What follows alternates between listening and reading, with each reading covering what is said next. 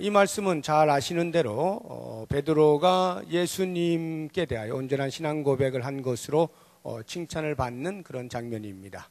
저 윗동네 가이사랴 빌립보 또는 빌립보 가이사랴라고 하는 그곳에서 이제 이와 같은 일이 일어났는데, 오늘 말씀에서 교회에 관해서 우리가 좀 생각을 해보겠습니다. 교회를 작게 축소하면 구역이 되는 거예요. 그 구역을 더 작게 축소하면 우리 가정이 되는 것입니다. 자, 이와 같은 교회에 대해서 오늘 말씀 가운데에서 우리가 무엇을 얻을 수 있는가 몇 가지 생각해 보겠는데, 그 첫 번째, 교회는 누가 세웠느냐 하는 것입니다. 누가 세웠죠? 교회를 누가 만들었죠? 굉장히 어렵습니까? 교회를 누가 세웠죠? 예, 우상열 목사님이 세웠나? 예, 보세요. 18절 보세요. 예. 또 내가 내게 이르노니 너는 베드로라. 내가 이 반석 위에 무슨 교회를 세우겠다고요? 내 교회. 누가 말씀하시는 거예요? 예수님이. 그러니까 교회는 누가 세웠어요? 예수님이. 네, 교회는 예수님이 세우신 거예요. 신약 성경에서요, 교회라고 하는 말이 그다지 많이 나오지 않아요. 그 가운데서도 첫 번째, 성경 전체를 통틀어서 교회라는 말이 첫 번째 나오는 것이 마태복음 16장 18절입니다. 최초의 말씀이에요. 그것을 예수님이 말씀하시는데 뭐라고요? 내 교회, 이렇게 말씀하셨단 말이에요. 예수님이 교회의 주인이시다. 예수님이 교회의 창립자이시다, 창설자이시다, 이런 말이에요. 자, 그 말의 뜻은 예수님께서 교회의 주인이시고 예수님께서 교회를 다스리시고 통치하신다라는 말이죠. 말은 쉬운데요, 예수님이 눈에 안 보이는 것이 문제입니다. 우리의 이 교회 공동체에 예수님이 주인이십니다라고 하는 것을 우리가 날마다 고백하지만 실제로 우리의 눈에 보이지 않는 것이 문제예요. 그래서 우리의 인식에서 예수님이 주인이시라는 것을 순간순간 깜빡깜빡해요. 그래서 그걸 깜빡하신 목사님이 휘어잡으려고 하고, 그걸 깜빡하신 장로님이 휘어잡으려고 하고, 그걸 깜빡하신 성도들이 우리가 주인 아니야? 이렇게 되는 것입니다. 그러면 그 교회는 더 이상 교회로서 가치가 없어지는 거예요. 예수님이 주인이신 것을 잊으시면 안 됩니다. 목사든 장로든 성도 누가 되었든지 이 교회에 다스리는 분이 예수님이에요. 그러므로 목사도 예수님 앞에 철저히 무릎을 꿇고 예수님이 무엇을 원하시는지 그것에 대하여 헤아려 알려드려야 되는 것이고, 모든 성도님들도 예수님이 무엇을 우리에게 요청하시는지를 잘 살펴서 그 뜻을 이루어 드리는 교회가 바른 교회다라고 하는 것입니다. 예수님이 주인이신 우리 교회, 예수님이 주인이신 우리 구역, 예수님이 주인이신 우리 가정 만들어 가시기를 주의 이름으로 축복합니다. 두 번째, 교회에 대해서 예수님이 그러면 어디에 세우셨느냐라는 것인데요. 교회를 어디에 세우셨어요? 부평에도 세우시고 서울에도 세우시고, 이러한 지역을 제가 지금 말씀드리는 게 아니라 오늘 다시 18절을 보시니까 뭐라고, 어디 위에 세웠다고요? 이 반석 위에 세웠다, 이렇게 말씀하십니다. 자, 여기 반석이 뭐냐에 대해서 우리의 전신이라고 할 수 있는 가톨릭이 크게 오해한 것이, 그 위에 앞에 보시면 이렇게 나오죠. 너는 베드로라, 내가 이 반석 위에 내 교회를 세우겠다라고 해서요, 이 반석을 베드로라고 오해를 한 거예요. 아니, 어떻게 반석을 베드로로 오해를 하는가? 오해할 만하긴 합니다. 왜냐하면 헬라어를 보게 되면, 이 원문을 보게 되면 베드로가 페트로스예요. 페트로스 원문이. 그 다음에 이 반석이 페트라예요. 페트로스와 페트로스는 남성입니다. 남성형. 그것에 대한 여성형 표현이 페트라예요. 그래서 우리의 전신인 그 가톨릭의 그 교부들이 계속해서 이 반석이 베드로를 지칭한 것이다. 예수님께서 그렇게 생각을 하고 베드로에게 큰 권한을 주고 그 베드로에 이어서 교황이 힘을 갖는다 라고 하는 것으로 베드로가 교회의 기초라고 생각을 하게 된 겁니다. 이 큰 신학상의 오류죠. 해석을 잘못한 것인데 이것은 엄연히 다른 것입니다. 이 반석이라고 하는 것은 페트로스, 베드로를 이야기하는 게 아니라 베드로가 고백한 주는 그리스도시요 살아계신 하나님의 아들입니다라고 하는 이 신앙의 고백, 이것을 가리켜서 반석이라 표현한 것입니다. 왜냐하면요, 예수님께서 묻잖아요. 얘들아, 사람들이 나를 누구라고 하느냐? 그랬더니 뭐라 그래요? 세례 요한이요, 엘리야요, 예레미야요, 또는 선지자 중에 하나입니다 라고들 말들 합니다. 이게 무슨 말입니까? 아주 훌륭한 사람입니다 라는 거죠. 범상치 않은 사람입니다. 뛰어난 사람이에요. 이렇게 사람들이 평가를 하고 있어요. 그래? 그러면 너희는 나를 누구라 하느냐? 너희는 과연 나를 어떻게 알고 있니? 하니까 그때 베드로가 쏜살같이 대답한 것이 주는 그리스도시요 살아계신 하나님의 아들입니다. 이걸 한마디로 요약하면 뭐예요?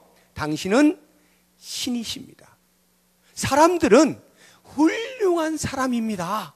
이렇게 이야기를 하고 있는 것에 비해 베드로는 말합니다. 당신은 신이십니다. 당신은 우리를 구원하기 위하여 이 땅에 내려오신 메시아이십니다. 그리스도이십니다. 이렇게 고백하는 그 소리에 예수님이 야, 너에게 그것을 알려준 것은 네가 아니다. 네 안에 이미 성령께서 너로 알게 하신 거야 라고 말씀하시면서 바로 그 반석 위에, 그 신앙의 고백 위에 교회를 세웠다. 다시 말하면 예수를 그리스도로 유일한 구원자로 고백하는 그 신앙으로 모인 곳이 교회다 이 말이에요. 그러니까 교회가 다 똑같은 교회가 아니에요. 여러분, 통일교도 통일교회라고 하죠. 그 교회가 아닙니다. 옆에 하나님의 교회라고 있죠. 교회라고 붙였다고 교회가 아니에요. 교회라고 하는 것은 예수님만이 나의 유일한 구세주십니다. 예수님만이 하나님의 아들이십니다. 이 고백을 하는 거기에 교회가 세워지는 거예요. 그런데 예수님이 구세주가 아니야. 예수님은 실패했다는 거예요. 자기가 다시 내려왔다는 거지. 내가 재림주라는 거예요. 나를 통해서 구원이 일어난다는 거예요. 그런 썩어빠진 정신을 가지고 말을 하고 있는 사람들을 쫓아다니는 그런 데를 교회라고 할 수가 있습니까? 말이 안 되는 거죠. 그러니까 하나님의 교회는 교회가 아니에요. 통일교는 교회가 아닙니다. 예수를 그리스도라 하나님의 아들이라 고백하지 않는 그 어떤 단체도 전부 교회가 아니죠. 사입이죠, 사입이. 분명히 기억하셔야 돼요. 예수님께서는 당신을 그리스도요, 메시아요, 구원자요, 하나님의 아들, 신으로 인식하는 바로 그 신앙 위에 교회를 세우셨어요.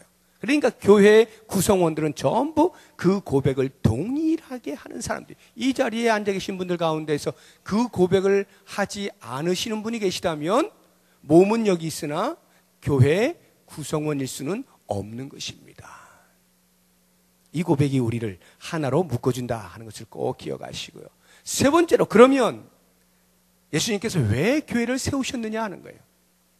교회를 왜 세우셨는가? 예수님이 이 땅에 오셔가지고 내가 교회나 하나 세워야 되겠다, 심심해서, 또는 당신의 이름을 나타내기 위해서 그렇게 업적용으로 교회를 세우신 것이 아니에요. 예수님은 철저하게 이 교회를 세우실 때 바라보시는 그 너머가 있었어요. 그것이 바로 하나님 나라입니다. 하나님 나라에 온통 관심이 있으셨어요.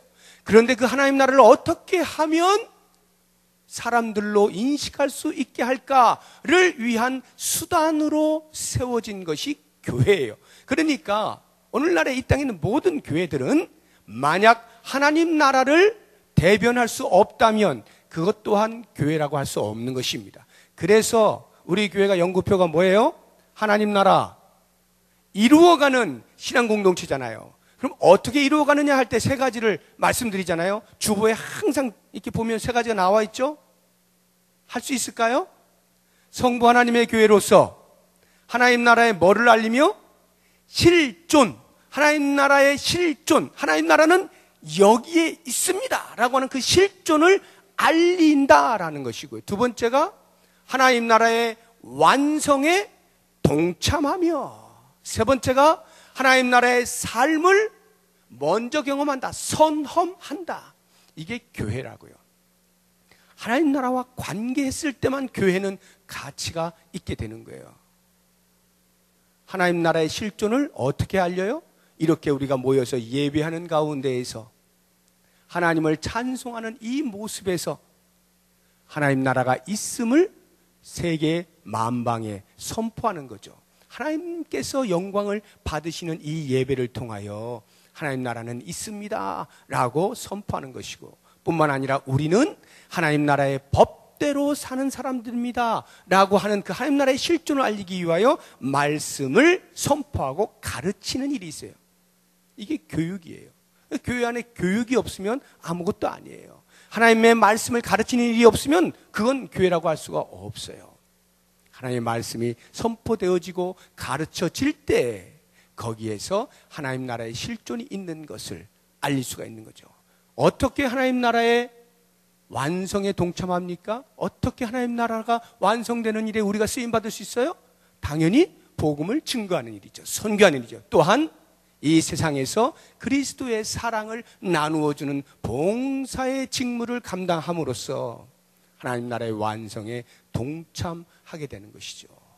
마지막으로 하나님 나라의 삶을 선험한다는 것은 그 무엇보다도 야, 하나님 나라가 이렇겠지, 그곳에 가면 이런 삶을 살 거야 라고 하는 것을 이 교회 공동체 안에서 요만큼이나마 맛을 보며 살자라고 해서 서로 사랑하고 위로하고 격려하고 세워주고 용서하고 화해하고 화목하고 이러한 교제가 풍성히 일어날 때 하나님 나라의 삶을 선험하게 되는 거예요. 바로 이와 같은 하나님 나라에 대한 목적을 가지고 예수님이 교회를 세우셨다.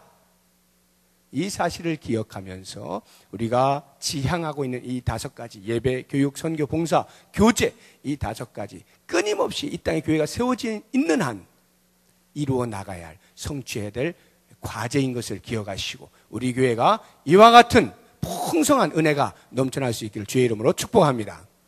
마지막으로 한 가지만 더 하시면, 그러면 이런 이 땅에 세워놓으신 그 교회에 주신 권세가 뭐냐라고 하는 것입니다. 그 권세 19절 보십시오. 네, 끝나갑니다. 19절 18절 뒤를 보시죠. 18절 제일 뒤에 보면 음부의 권세가 이기지 못하리라 이렇게 돼 있죠. 음부의 권세가 이기지 못하는 권세를 주신다는 거예요. 교회의 권세는 감히 음부의 권세가 건드리지 못하는 거예요. 그럼 음부의 권세가 뭐냐? 음부란 사람들을 지옥으로 끌고 가는 힘을 말하는 거예요. 그러니까 사탄을 말하는 거죠. 사탄이 우리 인간들을 끌고 갈 궁극적인 자리, 거기가 음부 아니에요? 그 음부의 권세란 사람을 죽은 곳에서 영원히 머물러 있게 만드는 거예요. 다시 소생하는 은혜를 경험하지 못하게 만드는 게 음부의 권세입니다. 그런데 교회는 그 음부의 권세가 함부로 건드리지 못하는, 즉 생명력이 있는 곳이다 이렇게 말씀하시거든요. 그래서 그 권세를 구체적으로 19절에 보니까 내가 천국 열쇠를 내게 주리니 내가 땅에서 무엇이든지 매면 하늘에서도 매일 것이요 내가 땅에서 무엇이든지 풀면 하늘에서도 풀리리라. 이것도 가톨릭이 크게 오해를 한 부분이죠. 여기 뇌가는 전부 다 베드로를 말하는 거예요. 예수님께서 베드로에게 권세를 주셨다는 거예요. 땅에서 풀면 하늘에서도 풀리고 땅에서 매면 하늘에서도 매인다. 그래서 이 베드로에게 큰 권세, 베드로의 후임인 교황에게 그 권세를 주어서 교황이 말 한마디에 전부 이 땅에서의 일들이 하늘에서 되어질 만큼의 큰 권세를 갖는다. 이렇게 오해를 했습니다. 근데 이 말씀은 전혀 그런 권세를 말하는 게 아니에요. 베드로가 뭐 휘어잡을 수 있는 교회를 통치하는, 물론 베드로를 통해서 교회를 다스릴 수 있도록 위임해 주셨죠. 그러나 교회의 주인은 예수님이에요. 그러므로 지금 여기에 이 풀고 매는 권세라고 하는 것은 다름이 아닙니다. 음부의 권세가 뭐라 그랬어요? 사람들을 예수 그리스도를 만나 생명을 얻게 하지 못하게 해서 죽은 자리로 그대로 있게 만드는 게 음부의 권세라고 했잖아요. 그런데 그 음부의 권세 건드리지 못하는 풀면 풀고 매면 맨다는 말은 베드로가 오순절 성령 강림의 충만함을 받고 복음을 선포했을 때 그 복음을 듣고 얼마나 많은 사람들이 구원의 역사를 일으켰습니까? 이렇게 베드로가 말씀을 선포함으로써 풀면 그들이 구원받아 하늘에서도 풀리는 거예요. 음부의 권세가 건드리지 못하는 거예요. 그들을 음부로 데려가지 못하는 거예요. 그런데 만약 베드로가 이 땅에서 매버려요. 복음을 전파하지 않아요. 그럼 어떻게 됩니까? 사람들이 못 들어요. 그러면 하늘에서도 메어버리는 거예요. 들어오질 못하는 거예요. 하늘에 들어오질 못하는 거예요. 열쇠로 그냥 꽉 잠가버린 거예요. 무슨 권세입니까? 복음을 선포할, 복음을 증거할 권세예요. 이 권세는 다름이 아닙니다. 복음 전파의 권세, 특권, 그러면서 동시에 우리의 책임, 의무가 되는 것이 이 복음 전파입니다. 교회가 존재하는 이유가 바로 여기 있다 이 말이에요. 그래서 우리가 두 번째가 하나님 나라의 완성에 동참하며 라고 말씀하지 않았어요? 이런 부분에서 예수님께서 우리 교회에 주신 권세가 있는데 그것은 이 땅에서 생각하고 있는 그런 어떤 힘들이 아니에요. 다른 어떤 단체들에 대해서 우리 앞에 무릎 꿇게 만드는 그런 힘을 말하는 게 아니라 생명을 얻게 하는 권세가 교회에 주어졌다 이 말이에요. 복음을 증거함으로 생명을 나눠주는 그런 권세가 교회에 있다. 그런 권세를 누리면 음부의 권세가 해하지 못하는 거예요. 그런데 교회가 그 권세를 사용하지 않으면 땅에서 메어버리면 하늘에서 매요. 사람들이 들어오지 못해. 그러므로 이것은 우리 교회에게 한편으로는 특권이면서 또 다른 한편으로는 엄청난 의무요 책임이다 라고 하는 것을 꼭 기억하셔야 됩니다. 자, 오늘 말씀을 생각하시면서 교회가 이와 같은 이유들로 인하여서 이 땅에 세워져 있고 우리는 그 많은 교회들 가운데 부평이라고 하는 지역의 부평 동부교회라고 하는 이 하나의 소속 속에서 하나로 살아가고 있습니다. 이러한 교회가 이제 축소하면 여러분들이 지금 하반기에 이제 모이시게 될 그 구역이 되는 거예요. 그 구역이 작은 교회로서의 이와 같은 일들을 하게 되는 것이고 더 작게 나누면 여러분의 각 가정이 이러한 교회의 모습을 띄고 있어야 하는 것이죠. 모쪼록 원하기는 2013년 이 하반기에 이제 새롭게 하나님께서 부어주시는 축복의 빗줄기를 맞으시면서 새롭게 시작하는 이 구역 모임들이 믿음으로 활성화되어지고 모든 구역들마다 아름다운 교회의 모습을 갖추어 나가면서 하나님께 영광을 돌리고 우리들의 큰 기쁨과 많은 사람들에게 빛으로 소금으로의 삶을 살아갈 수 있기를 주의 이름으로 축복합니다. 자, 이 시간에 이제 말씀하셨죠. 우리 같이 한번 늘 이 부르는 우리 교회